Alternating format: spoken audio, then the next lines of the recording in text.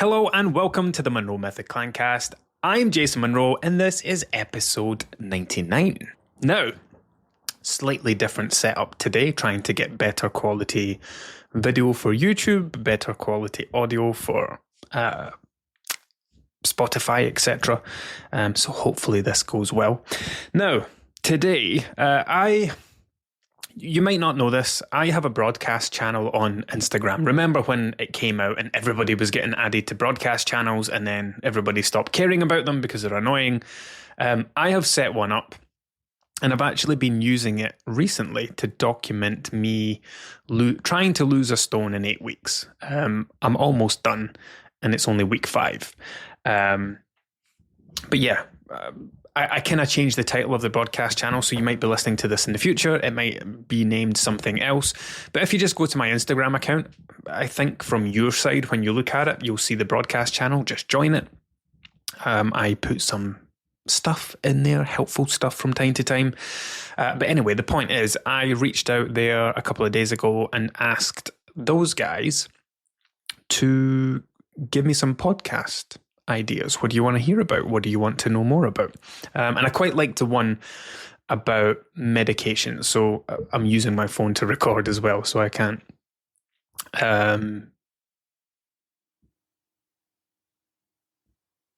grab the...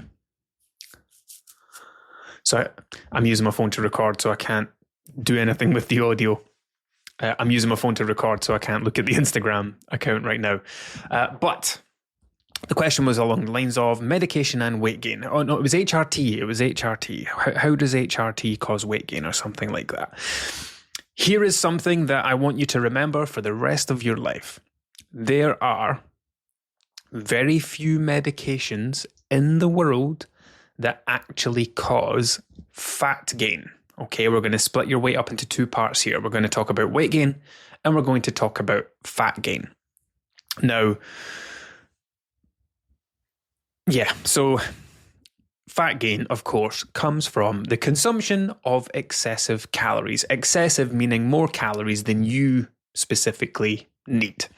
That's how you gain body fat. It's the only way to gain body fat. Now, like I said, there are medications in the world exist that can cause that to happen a little bit quicker, a little bit sooner, and it's highly unlikely that anyone listening to this is on them. Now then, there's everything else, right? So yes, most medications in the world can cause weight gain for a number of reasons. The initial obvious ones are when you start, when you do anything, when you take anything that is alien to the body reacts to it. And a lot of the time, that's sometimes it can be an inflammatory response. Sometimes it can be a change in water weight. Sometimes it can be a change in, I don't know, water weight still, but a kind of different reaction. But our bodies react. So sometimes it can just be that taking the medication causes a reaction in the body that makes a temporary fluctuation in weight. Sometimes a medication can actually cause you to retain water. I've worked with many people who take like the mini pill, and they have done for years. And, just happens to be a coincidence that during their time working with me, they come off it and their weight just goes boom and they lose a massive amount of water weight. And it's just because while they were taking this medication, they, every time they took it, they also stored water alongside it. But they were stuck with the belief that they had gained weight because of the pill. And it's technically true. Like I said, you need to split this up into 2 separate parts, right? Weight gain, we don't care about. We're not interested in weight gain. Weight comes and goes. Water weight, food weight, digestive weight, these things come and go at the drop of a hat. If I drink a cup of tea, my weight would go up by 0.3 of a kilo. If I go to the loo a couple of hours later, it would come down by 0.3 of a kilo. If I eat my dinner and my dinner weighs 600 grams, my weight would go up by 600 grams. And then there's if you consume excessive calories get stored with water, etc. So yes, you have the ability to lose and gain weight, not fat, overnight. when it comes to medications, so yes, most medications will cause weight gain, but that's just your body's initial response to something new being taken. So maybe you're doing a course of antibiotics. Maybe you've got medication for blood pressure. Maybe you're starting the pill. Like whatever it is, your body will have a reaction to it. Now, like the pill in the situation I just mentioned, it could be that you retain water and you keep that water for as long as you're on the pill. But what I see a lot of the time is someone will go to the doctors and they'll get handed like, okay, here's a new blood pressure medication, and they'll start taking it and they'll see a rise in their weight. But within 2 or 3 weeks, once the body's gotten used to the dosage, we'll see it fall back down again.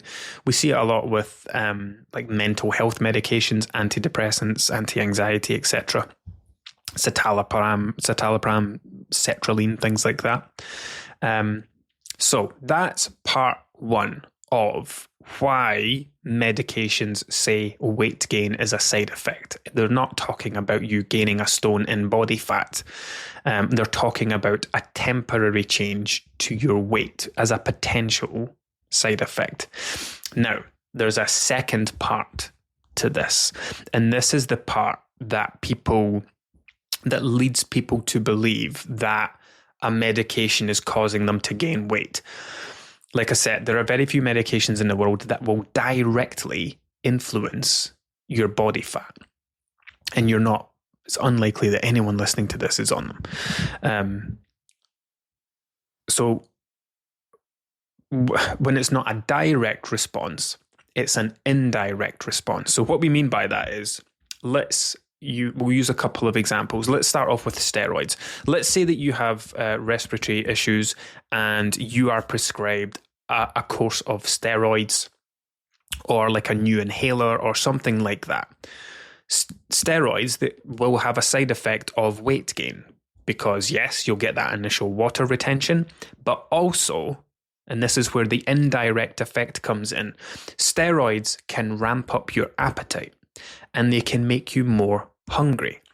And if they make you more hungry and you're already someone who struggles with your weight, you're already someone who has a really poor diet, you don't eat any protein, you don't eat any fruits and vegetables, you already have quite a high calorie diet, and you start taking, you go through a course of steroids, your hunger is then increased by 20%.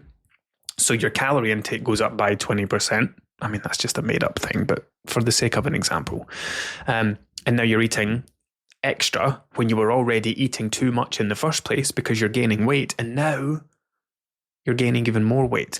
So you can see how there's an indirect effect, right? It's not, okay, steroids makes everyone gain weight. That's not the case at all. If someone has a very well balanced diet and a course of steroids makes them hungrier, then they'll eat more of their already balanced diet. So they'll be eating more protein, eating more fruit, eating more vegetables, reacting to an increase in hunger with an increase in filling power, and they won't see any change to their weight. Maybe a very minor one, but typically probably nothing. But it's people who already have nutritionally poor diets who are more prone to see a change in weight. Like if you're someone that doesn't eat meals and you snack and graze your way through the day on, a 200 calorie snack here, a 300 calorie snack here, a packet of crisps, some nuts, except biscuits, thousands of calories, consuming too much because the things you're eating don't have any filling power. If you are then handed a ramp up in appetite, you're going to see fat gain. Another example would be, and this kind of comes back to the actual question that I was asked around HRT. So HRT is hormone replacement therapy, something that women approaching menopause, perimenopause, or going through menopause will take to help try and regulate things and make life a little more bearable, shall we say. I've worked with hundreds of menopausal and perimenopausal women. I am now living with a perimenopausal wife who has just recently been to the doctors and starting to go down the route of potentially looking at HRT soon. So hormone replacement therapy, If you think about it, and I know this is difficult coming from a man because I don't have to go through it, but if you think about what you go through during your menstrual cycle, like, you know what's happening when you're feeling, you'll describe it as feeling hormonal, or it's just my hormones. You know what it's like when you get to that particular time of the month. Your hormones are all over the place, and you will know yourself by now, because you've been having cycles for a very long time, how you act when you go through that hormonal disruption, when you go through that phase of your cycle, when things feel their strongest and they feel like they're hardest to manage, when your cravings are more intense, when your eating habits might feel out of control. So when you go through, when you start taking something like HRT, you're going, yes, the goal of the HRT is to help regulate things and to help you feel better. However, like most things with medications like this, or any kind of mental health medications, you have to go through the shitty initial period where you have to figure it out. You have to start taking it. It takes time for it to kind of have a full effect, for it to become more stable, but also to find the right dosages. So during that time, and again, this is the indirect effect coming into play. During that time, let's say you are someone who eats when they're tired. And again, if we're talking about menopause or perimenopause, one of the many symptoms that goes along with that is poor or disrupted sleep, restless legs, hot flashes, night sweats. These things make it more difficult to get good quality sleep. If you're not getting good quality sleep, you are going to be more tired. If you are someone who reaches for sugar when they're tired, who uses food to cope with tiredness, that's where the weight gain can come from. So again, it comes back to this indirect effect, right? It's almost like a chain reaction, right? You're not getting much sleep. The lack of sleep makes you feel like this. And when you feel like this, you usually eat like this. Then that's where we're getting to the point where there's the potential for your weight, body fat, to be influenced. Again, if we think about menopause symptoms like irritability, low mood, heightened emotional state, if you're someone that uses food to handle any of these things, like when you feel stressed or anxious or worried, or sad or upset or whatever it is, and HRT is kind of exacerbating these things and amplifying these things, it leaves you exposed to doing more of what you normally do, right? And this, again, I guess this just comes back to like my core underlying message of everything to do with fat loss. Like if you think about, and you might not be going through menopause at the moment, maybe you might not be a woman, for God's sake, but you might not be going through menopause at the moment. You could be someone in their 20s, 30s right now listening to this. This would still, and because this episode isn't titled anything about menopause, you've kind of landed on it. But this is really important for you to know for the future, because if you continue to like yo-yo diet your way through life and continue to try and manage your weight through dieting, like Slimming World, Weight Watchers, treating the outcome, just trying to change the number on the scale while changing nothing about yourself. Oh, I've got a good story for you in a minute, actually. When let's say that you somehow manage to get to the weight that you want to be, and you're fighting tooth and nail to maintain it, you're battling against your eating habits, and then you reach the age of 40, 41, 2, 3, 4, 5, and you enter that perimenopause stage. Now you can't fight it anymore. Now you can't fight against it. Now you can't keep your eating habits under control. Now you can't maintain your weight because you never addressed any of those underlying habits. You didn't change. You didn't work on your relationship with food. You didn't work on your emotional eating. You've not created any new ways to cope with stress. You don't have a great sleep pattern. Your sleep hygiene's terrible. You scroll your phone past midnight, then wake up at 6 o'clock in the morning with an alarm, and all these things. I mean, if that's something you struggle with now, imagine what it's going to be like when you go through menopause. It's like, I mean, to bring it back to the steroid things, it's like how things are now, but on steroids. And then, so yeah, that's just HRT specifically, but there's a link there if we bring it over to like mental health medications. So if you're someone that experiences depression, anxiety, if you are taking things like, is amitriptyline one? I'm trying to remember all the ones that I've tried over the years when doctors just wanted to throw pills at me. Citalopram, not naproxen, that was for my back. Sertraline. I feel like amitriptyline might be one. But anyway, these kind of antipsychotics, anti-anxiety, antidepressants, these things by nature are supposed to fuck with your emotions, right? They are meant to mess up your brain in order to get it better again. So you start taking the tablets, and I think sertraline was the one that just turned me into a half asleep zombie. I didn't like that one. But again, when you start taking these things, they take like 4 to 8 weeks to actually start having an effect. And when they do, things might be better. Life might be easier to manage. It might be easier to navigate each day. But when you go through that initial process, and this is why they'll say that medications like this can lead to weight gain, again, it's coming back to, well, if you are someone who reacts to their mood, to their emotional state, to their anxieties, to the whatever, with food, and you start taking an antidepressant or an anti-anxiety or anti-whatever, anti-anything related to mental health, there's that period of disruption. So it can lead to weight gain, because if you, things are the way they are before you start taking the medication, then you start taking it, and for 4 to 8 weeks, things feel worse. Your eating might be more out of control. It might feel like it's more difficult to manage. But then on the other side, it might be easier to navigate. But by that time, you've already been overeating for 4, 6, 8 weeks. You've already been reacting to your mood, reacting to your emotions, using food to cope with your stress and your anxiety and your depression and all the rest of it. And then there's the sleep. It comes back to the sleep thing as well. If you're someone that uses food to get yourself through the day, to overcome that 3 p.m. crash because you're not getting enough sleep at night, the potential's still there.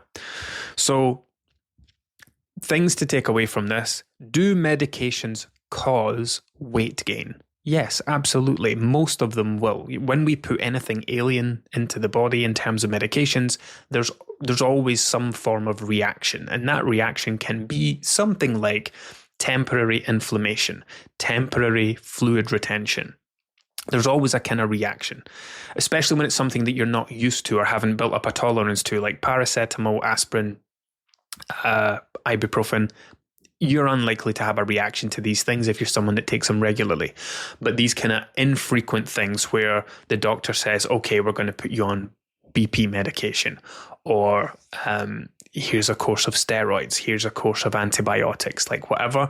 These things, you tend to have more of a reaction to them because they're very alien. You might only take something like that or be prescribed that once every 3 years or once a year, like however often you need antibiotics. And you will see that temporary increase, or coming back to contraception, maybe the mini pill or something like that, or even the injection that you get, there would be like quite a strong initial reaction to that would fade off over time. So yes, it's not a myth that medications cause weight gain, but remember what weight means. In terms of fat gain, you are not gaining half a stone in body fat when you start taking a medication. If your weight is 7 pounds or 10 pounds heavier a week later, it's not because this medication is suddenly taking the food that you're eating and transforming it into fat and sticking it on somewhere on your body. That's not what's happening. But there is absolutely a very common indirect link. So this is helpful for your information going forward, because people fear taking medications because they'll see the side effect weight gain and they won't want to take it. And it's because there's a massive misunderstanding around it. They don't get it. They think that the scales are going to go up by a stone, and that's going to be a stone that they have to to go on a diet to lose at some point. It's not that kind of weight. It's just a reaction. And it's a temporary reaction. Now, when I say temporary, it may be that it only lasts for a couple of weeks or a few weeks as your body gets used to it. Or it could be something that is temporary in terms of it will last for as long as you're on the medication, like the explanation I gave around the mini pill and the client that I had before. Honestly, that was crazy. She came off the mini pill. Do you know what? She checked in. Oh, I've just remembered I've got a story to tell you. She checked in one week and she had lost like 8 pounds over a fortnight.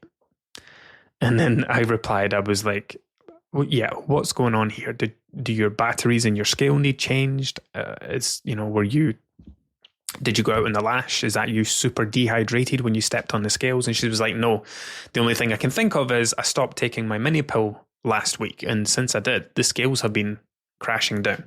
I thought maybe the batteries in her scale were coming to the end of their life because you can start to get some wacky numbers if you've not changed them in a while or used them quite a lot.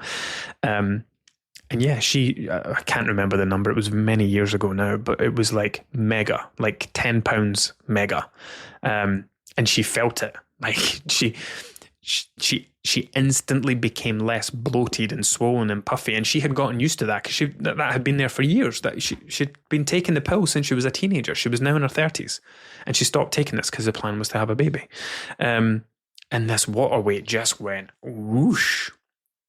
Anyway, story I was going to tell you. So just to circle back to this, I need to talk about it somewhere.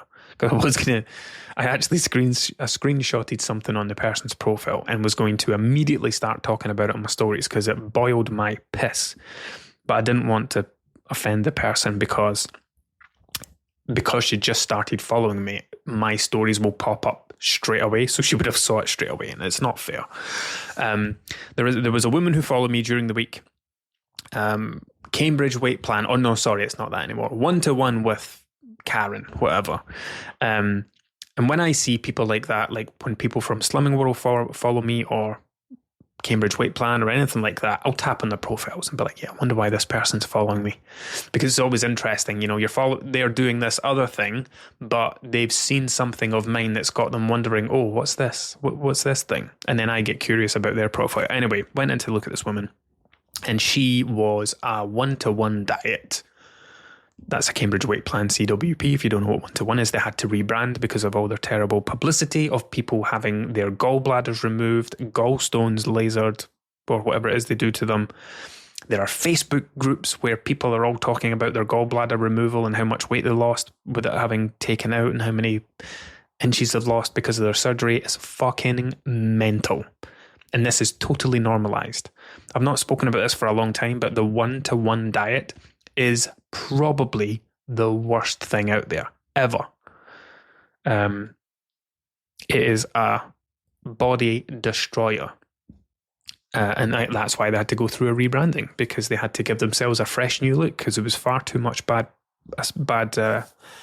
publicity associated with them. Anyway, this woman is a 1-to-1 diet. I think they call themselves consultants or agents or something. She has lost 6 stone, which is incredible. Absolutely incredible. She has no doubt added years on to the end of her life, improved her quality of life, and she will have experienced many benefits. Now, I just went onto her profile and there was a video. I was like, I want to hear her talking. And she started talking about emotional eating.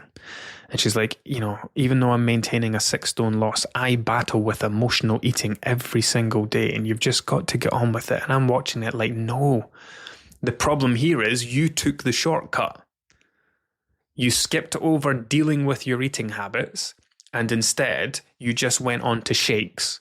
And you had 600 calories a day. You lost a massive amount of weight. And now you're maintaining a 6 stone loss because you are financially dependent. Your body is your business. Your 6 stone loss is your business. And this is how many consultants, some of them struggle, but this is how many consultants maintain their weight because they build a business around their body. And everything they sell is my 6 stone loss, my 6 stone loss. I lost 6 stone. Here's my story, sharing it constantly. So that becomes their business. They can't change it. They can't regain weight. In this particular story, she's talking about, or this particular video, she's talking about her battles with emotional eating, how she struggles every single day. She doesn't think it'll ever go away. And I just sit and watch something like that. Like I said, the reason that you're battling with it is because you took you took a shortcut. You started the shakes. You had 600 calories a day. You managed to keep it up for long enough to lose 6 stone. And while it was an extremely unhealthy way to do it, you would have lost a massive amount of muscle. You would have lost bone density. You probably lost hair along the way. It's a horrifically restrictive diet that is so fucking unhealthy that it actually makes me get very annoyed, as you can hear. But anyway, she did it and it's done. People come to me after doing things like Cambridge Weight Plan or 600 calorie diets or whatever. They lose a massive amount of weight. And, I say, look, and they'll come to me and say, look, I know it wasn't healthy. I know it wasn't right, but it's the only thing that helped me get into the zone. It's helped me get to where I want to be. But now I'm terrified I'm going to go back again. And then they'll come to work with me. And I think that's great that they recognize that, they've now created a body that they don't know how to live in because you took a shortcut. You drank shakes for 6 months. You've lost a massive amount of weight.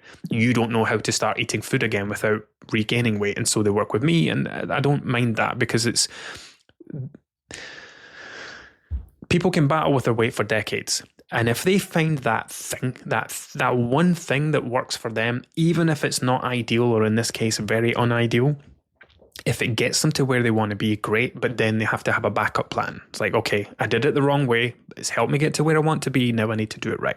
Anyway, yeah, she took a shortcut, and I forgot how I started getting onto this earlier on now. It was something to do with skipping, not addressing your underlying habits. That lady who followed me is now living in a body that she doesn't know how to live in. And that's why every day feels like a battle. It's why every day she battles against her emotional eating. It's why every day she'll have to remind herself, I can't eat that. I can't do that. I've got to keep up this thing because my body sells my business. That sounds terrible, but you know what I mean. My weight loss, my weight transformation is what I make my living from. I daren't eat that. I can't have that chocolate. I better not have that takeaway. Because if I start gaining weight, then my financial situation is going to change because people aren't going to work with someone who can't practice what they preach, blah, blah, blah. And the final thing that really annoyed me was when I was going through her profile, a couple of weeks ago, she posted something about Halloween. And I've saved it because I am going to post it at some point. I'm going to accumulate them because all the Christmas ones will come out soon. And they share that thing where it's like, Halloween is in 12 weeks. How much will you lose? And granted, many of them are sensible. They'll say like £1 a week, £12. £1.50, £18. £2 a week, £24. Then you get the arseholes that go beyond that. And she did, right? £2.50, £3, £3.50, £4 a week. £4 a week. That gets to me. And I like to gather them up every year and put them together in a social media post. Yeah, £4 a week. You could... Nonsense. Anyway, enough from me today. I hope that's been helpful. Keep that in mind. Medication is not making you gain body fat. However, be mindful that certain medications might make you feel a certain way, whether that's an increase in appetite, an increase in hunger, changes to your mood, changes to your anxiety, disrupted sleep.